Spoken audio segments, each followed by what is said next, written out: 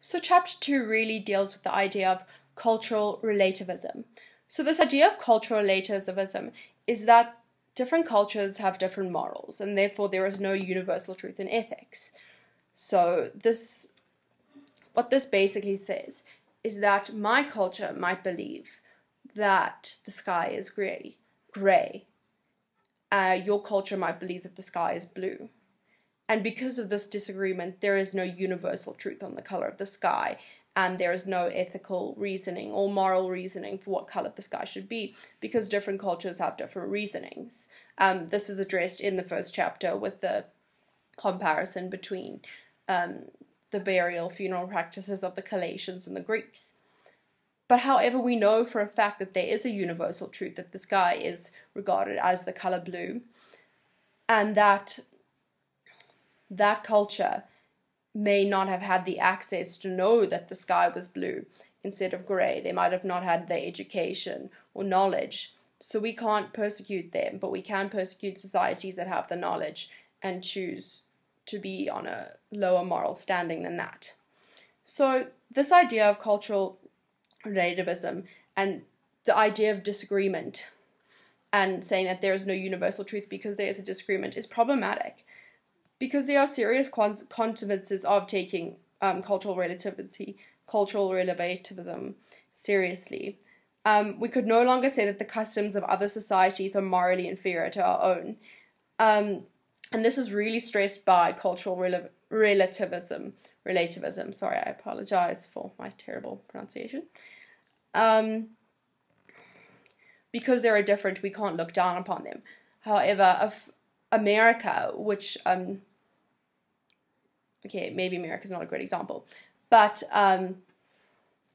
Spain, for example, couldn't have looked down on Germany during the Holocaust because they didn't discriminate against Jewish people and see them as inferior. However, treating people differently and persecuting and killing them because they are inferior is morally unethical and morally incorrect, because you're putting another person's interests and life and morality and spirituality under your own. And we know that this is morally correct. However, cultural relativism basically condemns the fact that, basically agrees to the fact that because your culture has its own morals, those morals are correct within that culture.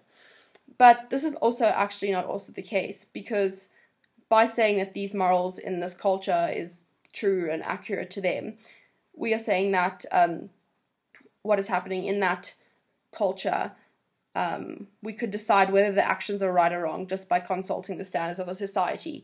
And we actually look into our own society in this little thing here. We look in South Africa, where during the 1970s and during apartheid, people were discriminated against because of their race. And majority of the society didn't agree with that, but that's what was happening with the society. So the universal truth there doesn't actually apply, because what was happening in that society went against most of the people living in that society, even if that was the truth in their society. It also downgrades the fact that there can't be a moral development, that these standards are so finite and true that they don't even need to be altered. But if we look at England 100 years ago compared to England now, women couldn't vote, but now they can vote. And that's a good thing, because now their society is more equally weighed against, it's more democratic, and that's what their society wants. Women wanted to vote, so why shouldn't they vote? Their interests should be put at the same level as a man's. And that's morally ethical, because there is that basic universal truth that our interests are equal. And actually, there isn't that much of a disagreement. That's what it talks about. The fact that they use this example of Eskimos, that Eskimos actually killed their children because they had to, because if they didn't kill girls, then there would be too many girls. And if there were too many girls, there would be less men, there would be less of a ratio of men available to hunt and go feed the society. So they would society wouldn't actually survive unless there was infantism. However, other societies judged the Eskimo society and said that they were savages and primitive. However, they needed these values in order to survive. But because of the ethics of one society, we saw this society's ethics and morals as being wrong. So we can't base our society's morals and then look at another society's morals and actually not assess the fact that there are similarities, that we do want our populations to survive, and the Eskimos did that because they want their population to survive, much like we want our population to survive, and we do whatever needed to do and be as successful as we could be. And most cultures have common values. We have common things in our society, such as honesty and not killing each other, because these are things that ensure that there are regulations in our society that keep it running fluidly and efficiently. Otherwise, we'd live in havoc. And we can't kill people, because if we kill people, then we'd all form groups against each other.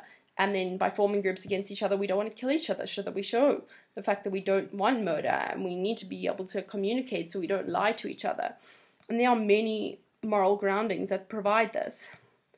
So cultural relativism is wrong on various levels, because it doesn't condemn the fact, it doesn't talk about the fact that we share morality, and that we share our values, and that we share issues, and that we can judge other societies' issues because of the fact that what they have might not be morally correct, and we need to analyze that.